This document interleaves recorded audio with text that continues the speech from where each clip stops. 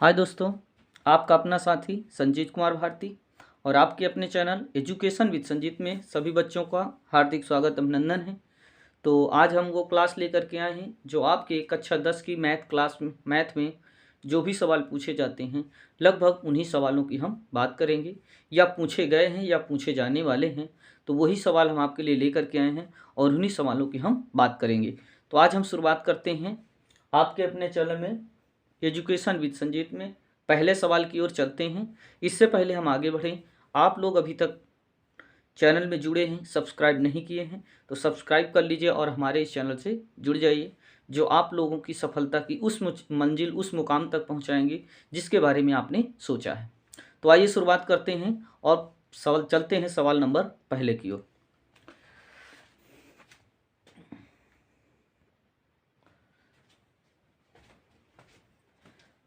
हाय बच्चों, देखिए पहला सवाल जो आप लेकर के आए हैं जो आपके पेपर में पूछा जाता है, 2 से 4 नंबर आपके पेपर में आएगा। तो सवाल कह रहा है कि अभाज्य गुणनखंड विधि से 96 तथा 404 का HCF और LCM ज्ञात कीजिए। अभाज्य गुणनखंड विधि से जो आप लोग पहले पढ़ चुके हैं, इससे पहले अगर आप लोग पढ़ चुके हैं तो कोई बात नहीं, नहीं पढ़े हैं तो हम आपको बताते हैं। सबसे पहले क्या करेंगे, हम 96 का और 404 का इनका हम निकाल लेते हैं गुणनखंड। आखिर गुणनखंड क्या होगा, तो जैसे मान लीजिए हम 96 लिए, इसको जब हम गुणनखंड करेंगे 2 चौको 8, 2 अठे 16, 2 दूना 4, 2 चौको 8, 2 एक कम 2, 2 दूना 4, 2 छंग 12, 2 त्याई 6 और 3 एक कम 3। इसका जो गुणनखंड हमारा 96 का मिला तो कहें 96 का गुणनखंड 2 गुणे 2 गुणे 2 गुणे 2 गुणे 2। कितने 2 हुए, 1 2 3 4 5, 1 2 3 4 5, एक है बगल में 3 आपका।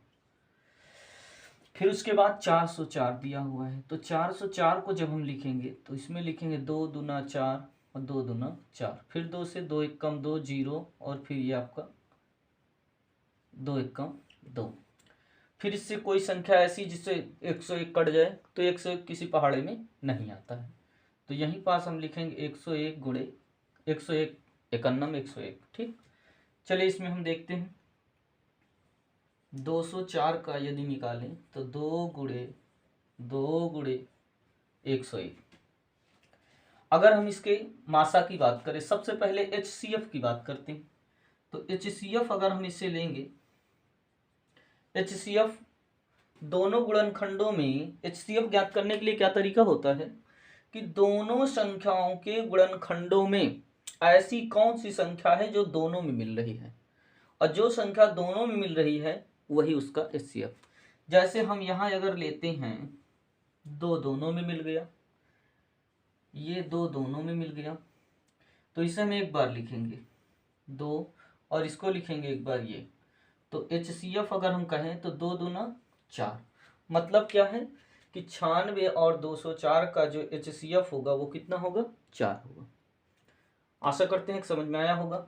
अगर मान लीजिए हम इसी में निकालते हैं LCM, LCM निकालने के लिए क्या करेंगे, हम जो आपने HCF निकाला उसको लिख लीजिए और फिर आपके पास जो संख्याएं हैं 2 दूना 4 ये संख्याएं हैं, इनका 2 2 2 3 गुणे, और जो बचा है यहाँ 101 इसको भी लिख लीजिए। इनका सबका कर लीजिए गुणनखंड, जो आए वही क्या होगा आंसर। गुणनखंड करते हैं 4 दुनाई 8, 8 दूना 16, 16 दूना 32, 32 का 3 में गुणा कर लीजिए, 32 में 3 का गुणा करिए कितना आएगा,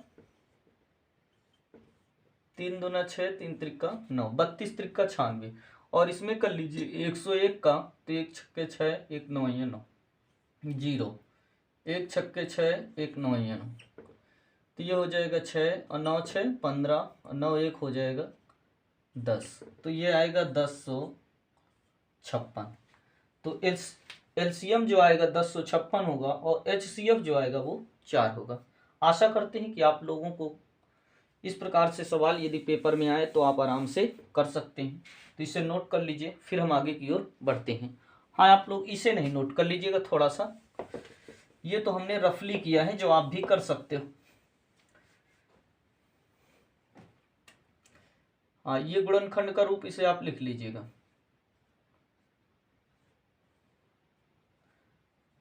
हाँ, इसे नोट कर लीजिए, फिर आगे की ओर हम बढ़ते हैं।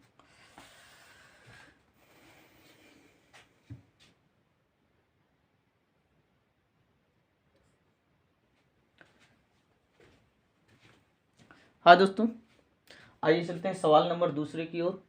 और ये जो क्वेश्चन है आपका, सिद्ध कीजिए कि √3 एक अपरिमेय संख्या है।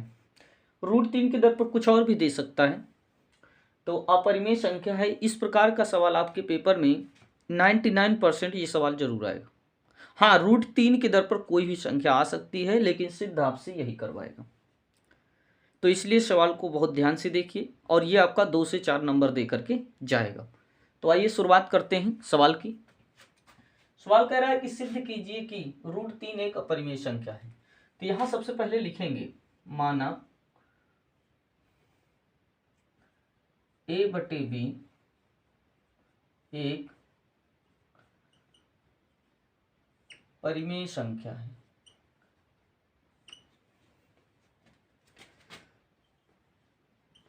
ध्यान दीजिएगा सवाल में, अगर आपसे पूछे कि √3 एक अपरिमेय संख्या है, तो a/b को परिमेय मानेंगे। यदि पूछे √3 एक परिमेय संख्या है, तो यहाँ इसको अपरिमेय मानना है। a/b को क्या मानना है? अपरिमेय मानना है। मतलब यहाँ अपरिमेय पूछे तो यहाँ परिमेय मानना है, और यहाँ परिमेय पूछे तो यहाँ अपरिमेय मानना है। याद रहेगा इतना? चलिए आगे फिर लिखेंगे, a/b बराबर √3। इस प्रकार से लिख लेंगे। b का गुणा √3 में कर लीजिए, तो ये हो जाएगा √3 गुणे हो जाएगा b, यह हो जाएगा √3b। समीकरण मान लेंगे 1। लिखेंगे समीकरण 1 के दोनों पक्षों का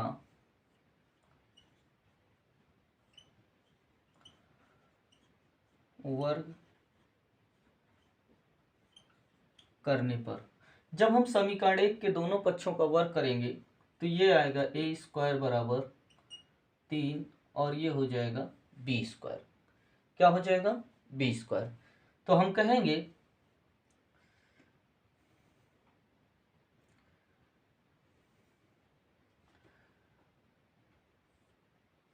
इसे समीकरण कितना मान लीजिए? 3। आप आराम से मान सकते हैं, कोई दिक्कत वाली बात इसमें नहीं है। यहां पास लिखेंगे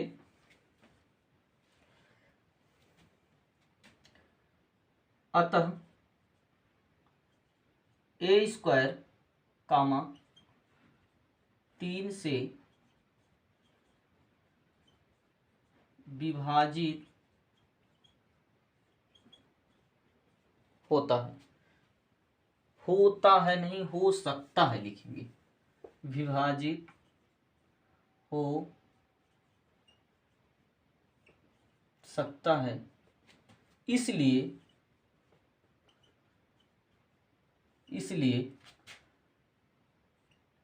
√3 एक अपरिमेय संख्या होगी।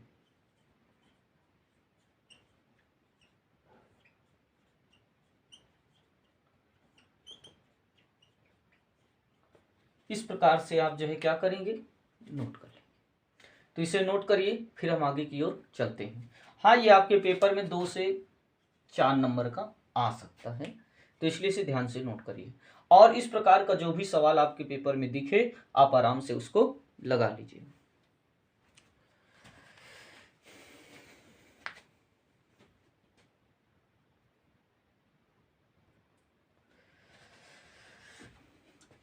देश बदलते हैं, देश बदलते हैं, दिल बदलते नहीं, प्यार करने वाले मर के भी मरते नहीं। देश बदलते हैं, भेष बदलते हैं, देश बदलते हैं, भेष बदलते हैं, दिल बदलते नहीं, प्यार करने वाले मर के भी मरते नहीं। आइए शुरुआत करते हैं, थोड़ा सा मनोरंजन भी जरूरी है। चलिए देखते हैं। अब कह रहा है कि 135 और 225 का यूक्लिड विभाजन से HCF ज्ञात कीजिए। ध्यान दीजिएगा, 135 और 225 का यूक्लिड विभाजन से HCF ज्ञात करिए। यूक्लिड विभाजन ये आपके पेपर में पूछा जाता है, ये भी आपके पेपर में आ सकता है और 2 से 4 नंबर आपको मिल सकता है। तो आइए हम बताते हैं आपको यूक्लिड विभाजन है क्या, लगाना कैसे है।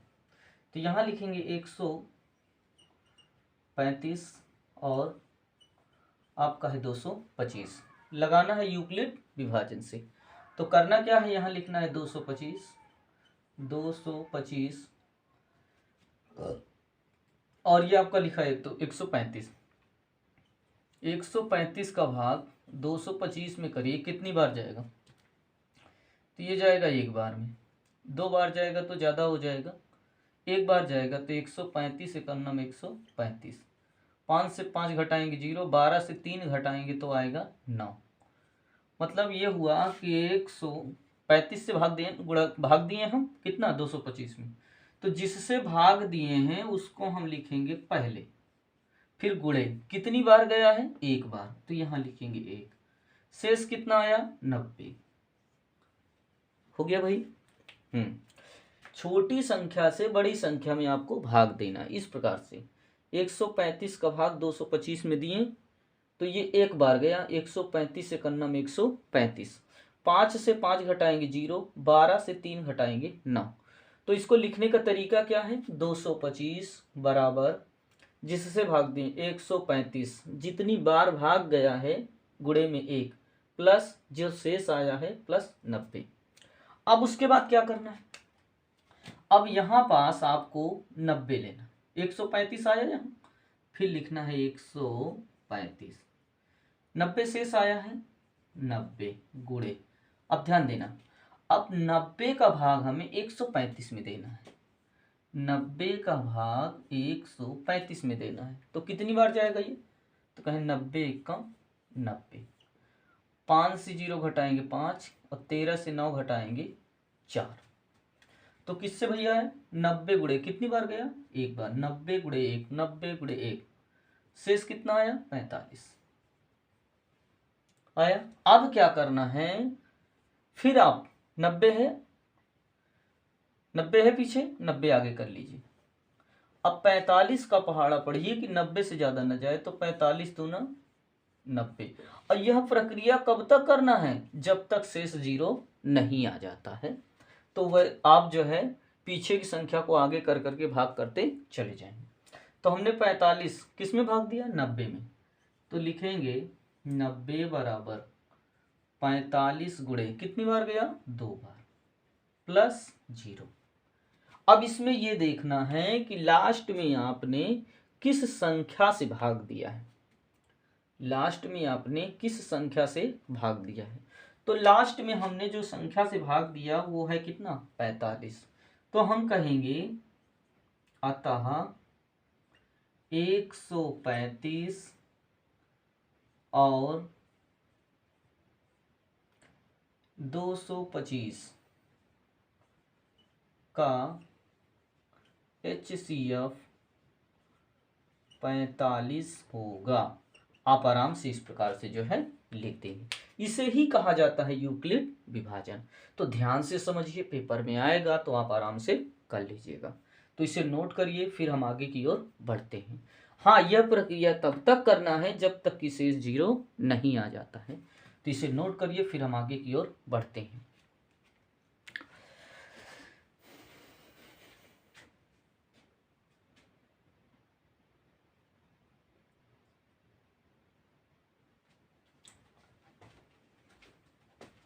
आए बच्चों, चल मुसाफिर चल, चल मुसाफिर चल, गम की सरहद के उस पार तेरी मंजिल चल मुसाफिर चल। तो जीवन में सदैव चलते रहना है, कभी थकना नहीं है, तभी जाकर के आपको कहीं मंजिल मिलेगी। तो आइए चलते हैं हम भी क्लास अगले नंबर की ओर। और अगला सवाल हमारा कह रहा है कि द्विघात बहुपद x square plus 7x plus 10 के शून्य ज्ञात कीजिए। क्या कह रहा है सवाल? द्विघात बहुपद x square plus 7x plus 10 के शून्य ज्ञात कीजिए और शून्यांकों की सत्यता की जांच कीजिए। मतलब पहले इसके शून्यांक ज्ञात करना है, फिर इसके सत्यता की जांच करना है। तो चलिए सबसे पहले हम शून्यांक निकालते हैं। तो समीकरण हमारे पास दिया है x square plus 7x plus 10, यह हमारा शून्यक दिया गया है। इसका जब गुणनखंड निकालेंगे तो पहले एक्स स्क्वायर में कोई संख्या नहीं है तो कितना मान लेंगे? 1। तो अब क्या करेंगे? 10 का गुणा 1 में करेंगे तो कितना निकल के आएगा? 10। अब 10 का हमें ऐसा गुणनखंड बनाना है जिसको गुणा करें तो 10 हो, परंतु प्लस का चिन्ह लगा है तो जो दो संख्याओं का गुणनखंड निकालेंगे उन्हीं को जोड़ दें तो बीच के बराबर आ जाए। फिर से समझिए, हमने कहा आपने 10 का गुणा 1 में किया तो 10 1 कम 10। अब इस 10 का ऐसी दो संख्याओं का गुणनखंड बनाना है जिसको गुणा करें तो 10 हो, परंतु जोड़ दें तो 7 आ जाए। तो हम कहेंगे हमारे पास संख्या है 5 गुणे 2। कौन कौन संख्या मिली? एक 5 और 2।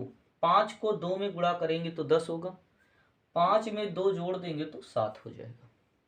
आशा करते हैं समझ में आया हो। चलिए आगे चलते हैं।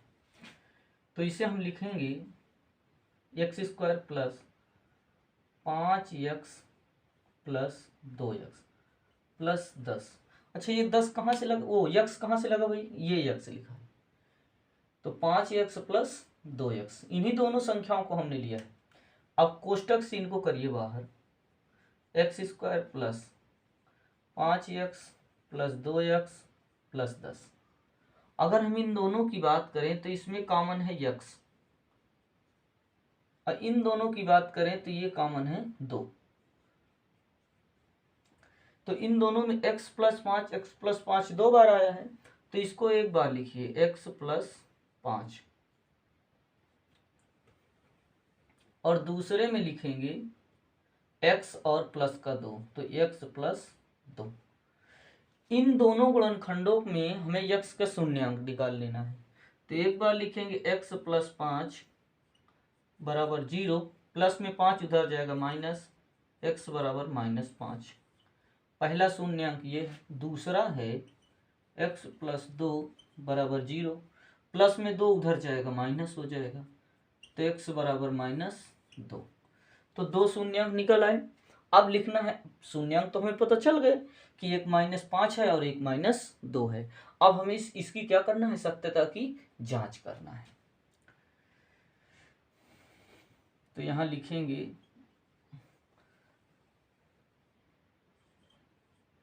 शून्यांकों की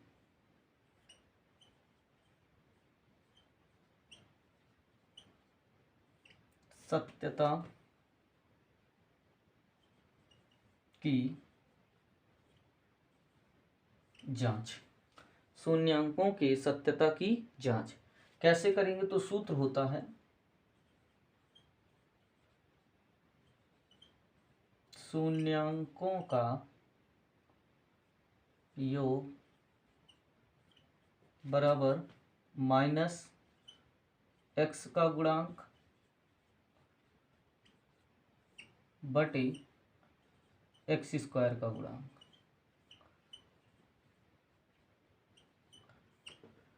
अगर हम बात करें तो सूत्र हमारे पास जो होता है शून्यांकों का योग बराबर माइनस एक्स का गुणांक बटे एक्स स्क्वायर का गुणांक। तो शून्यांकों का योग मतलब पहला जो दिया है -5 और दूसरा दिया है -2, माइनस एक्स का गुणांक। अब देखिए यक्स का गुणांक क्या है इसमें? तो कहें यक्स का गुणांक 7 है, तो यहां लिखेंगे 7, माइनस लगा है लगा लीजिए। एक्स स्क्वायर का गुणांक, तो यक्स स्क्वायर का गुणांक की बात करें तो 1 है, यहां लिखेंगे 1। अब कोष्टक से इनको कर लीजिए बाहर, तो -5 माइनस प्लस का माइनस और 2 -7 और ये हो जाएगा -7। एक का नीचे लिखा कोई मतलब नहीं इसका। 5 में 2 जोड़ देंगे, माइनस माइनस जुड़ जाएंगे परंतु चिन्ह माइनस का लगा रहेगा। 5 2 हो जाएगा 7 बराबर -7। क्या दोनों बराबर हैं? फिर लिखेंगे शून्यांकों का गुणन बराबर अचर पद बटे x स्क्वायर का गुणांक।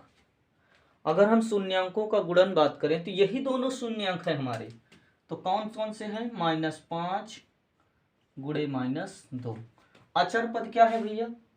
तो अचर पद वह होता है जिसमें कोई x y नहीं लगा होता है, सिर्फ संख्या लिखी होती है। तो यहाँ केवल 10 है अचर पद के स्थान पर, तो अचर पद पर लिखेंगे 10 और x स्क्वायर का गुणांक कहेंगे 1। माइनस का गुणा जब माइनस में करेंगे तो हो जाएगा प्लस, 5 का गुणा 2 में करेंगे तो ये आएगा 10 बराबर 10 बटे 1। 1 का भाग 10 में देंगे तो वही आएगा 10, तो यहाँ लिखेंगे 10। अर्थात आप पहले भी देखें शून्यांकों के योग में भी दोनों बराबर थे, शून्यांकों का गुणन भी देखें दोनों बराबर थे। यही आपका रहा सवाल। ये आपके पेपर में 4 नंबर का पूछा जाता है, तो ध्यान से नोट कर लीजिए। अगर आपके पेपर में आ जाता है तो आप आराम से करके आइएगा। तो इसे नोट करिए, फिर हम आगे की ओर बढ़ते हैं।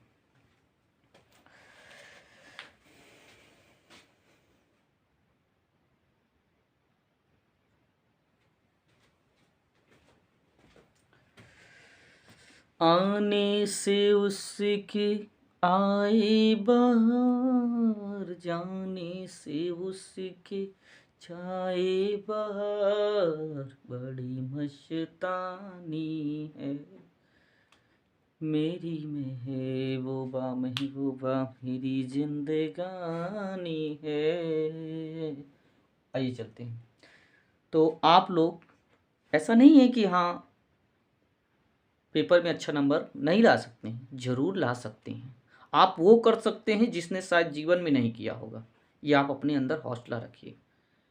तो कमी है किसकी? मेहनत परिश्रम की आपकी। अगर आप अच्छा परिश्रम करेंगे तो आप अच्छा नंबर लाएंगे। भगवान श्री कृष्ण ने महाभारत में कहा था, भगवान श्री कृष्ण ने महाभारत में कहा था कि जिस समय आप मेहनत कर रहे हो, मन लगन लगी हो, उस समय मजाल नहीं है कि आप उस काम को नहीं कर सकते हैं, जरूर करेंगे, सिर्फ आपकी लगन अच्छी होनी चाहिए। तो इसलिए सभी बच्चों से अनुरोध है, आप लगन से मन लगा करके पढ़िए, जिससे आपका अच्छा से अच्छा नंबर आए। आइए शुरुआत करते हैं सवाल की।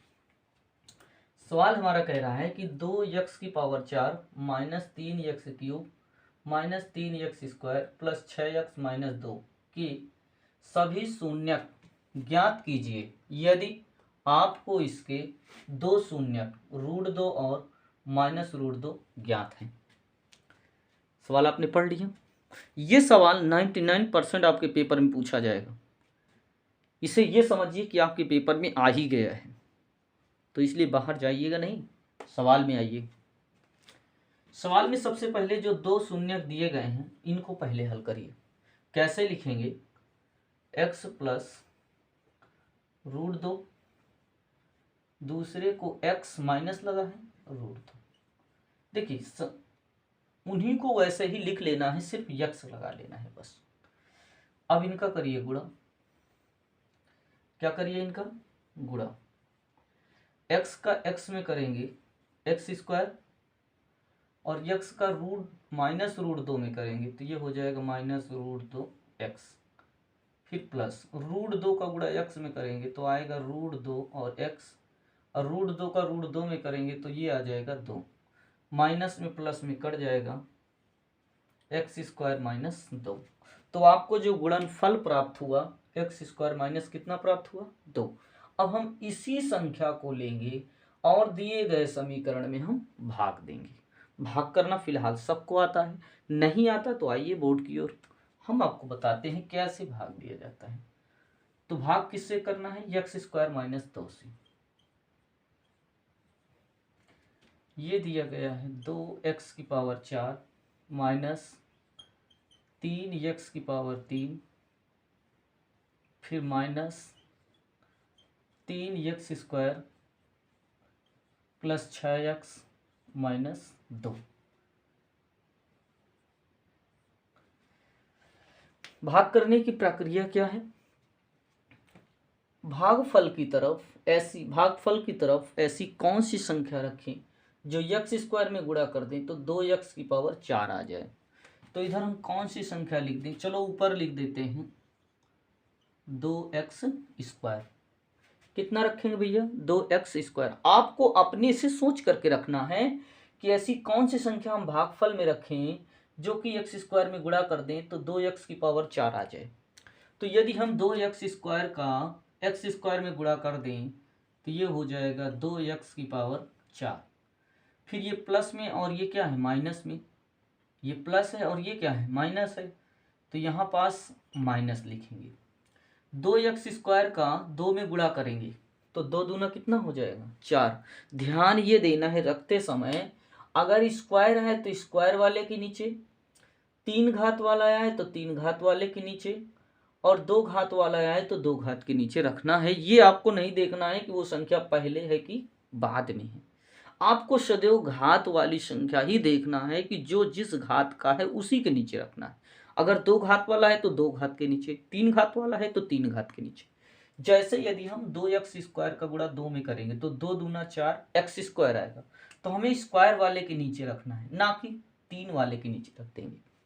तो 2 दूना 4, यहाँ हो जाएगा 4x²। अब आपको क्या करना है? घटाना है। तो ये प्लस है तो क्या हो जाएगा? माइनस, और ये माइनस है तो हो जाएगा प्लस। ये आपका कट जाएगा। तो क्या यहाँ लिखा? -3x⁴। 4 से 3 घटा देंगे तो आएगा +x²। आगे संख्या कौन सी है? तो कहेंगे 6x है। अब क्या करना है हमें? भागफल की तरफ ऐसी कौन सी संख्या रखना है जो कि x² में गुणा कर दें तो -3x³ आ जाए। तो क्या रख लें यहाँ हम? तो यहाँ रखेंगे -3x रखेंगे। तो -3x का गुणा x² में करेंगे तो ये हो जाएगा -3x³। माइनस का गुणा माइनस में करेंगे हो जाएगा प्लस, और -3x का गुणा 2 में करेंगे 3 दूनाई 6। तो 3 दूनाई 6x आएगा ना, तो ये हो जाएगा 6x। माइनस में है तो प्लस, और प्लस में है तो माइनस। ये दोनों आपस में क्या हो जाएंगे? कट जाएंगे। बचा क्या भैया? x²। आगे संख्या कौन सी? -2। अब आपको क्या करना है कि भागफल की तरफ ऐसी कौन सी संख्या रखें जो कि पहले पद में गुणा कर दें तो x² आ जाए। तो यहाँ हम क्या रख दें भाई? +1। +1 का गुणा x² में करिए तो x², प्लस और माइनस हो जाएगा माइनस, 1 का गुणा 2 में करेंगे तो आएगा 2। तो ये प्लस है तो माइनस, माइनस है तो प्लस, अर्थात ये कट जाएंगे। कितना आएगा? 0। अगर आपका 0 आए तो सही है। अगर कोई संख्या निकल करके आती है इस प्रकार के सवाल में शेष आता है तो ये समझिए सवाल आपका कहीं गलत है। तो चलिए हम शुरुआत करते हैं। आपने जो भागफल निकाला है उसको आपने क्या निकाला है जरा देख लीजिए। तो निकाले हैं आप 2x² माइनस 3x प्लस 1।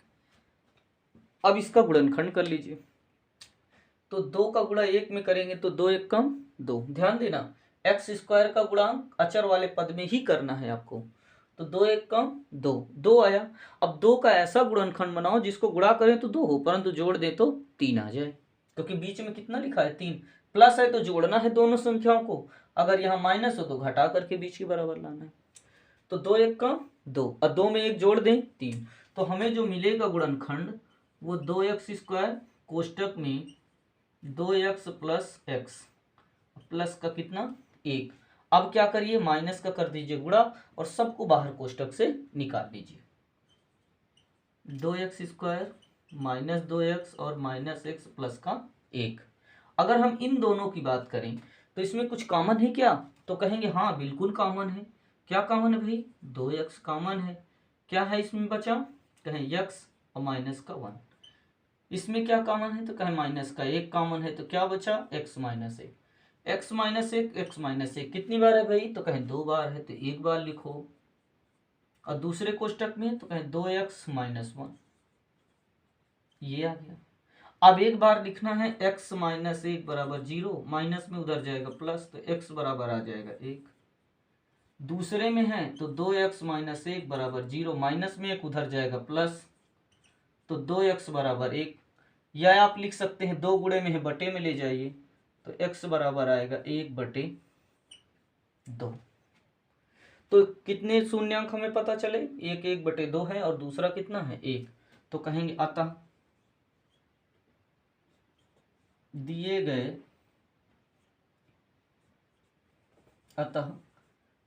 गए समीकरण की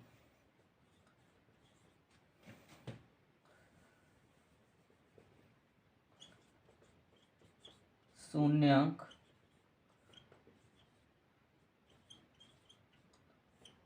क्रमशः √2, -√2, 1 तथा 1/2 होगा। तो इस प्रकार से आप पहले इसे नोट करिए, फिर इसको नोट करिए, फिर इसे नोट करिए और फिर इसको नोट करिए। तो आराम से इसे नोट कर लीजिए, फिर हम आगे की ओर चलते हैं। इसे पहले नोट कर लीजिए, फिर हम आगे की ओर चलते हैं।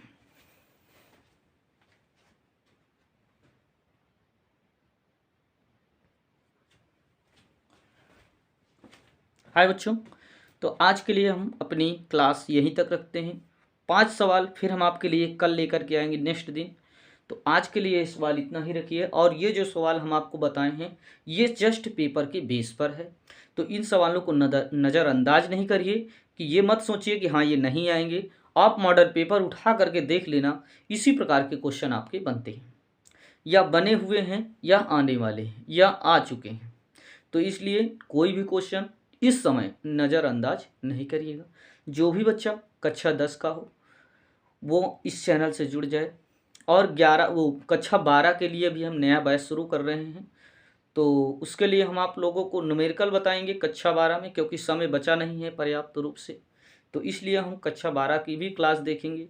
और हमारे जो अदर जो बच्चे हैं जो तैयारी कर रहे हैं उनके लिए भी क्लास हमने वीडियो अपलोड किया है, तो जा कर के उनको देखिए और उनसे संबंधित सवालों को नोट करें। तो विशेष करके कक्षा 10 के बच्चे जो हमारे जुड़े हुए हैं उनको बेहद तहे दिल से धन्यवाद, जो आप हमारी इस वीडियो को देख रहे हैं। भगवान से आशा करते हैं, विनती करते हैं कि आप लोगों का आने वाले इस 2024 यूपी बोर्ड के पेपर में आपका अच्छा से अच्छा नंबर है। तो आज के लिए इतना ही। आप लोग अगर हमारे चैनल से जुड़े हैं तो सब्सक्राइब और लाइक शेयर कर दीजिए, ज़्यादा से ज़्यादा बच्चे जुड़ सकें। तो आज के लिए इतना ही। जय हिंद, जय भारत।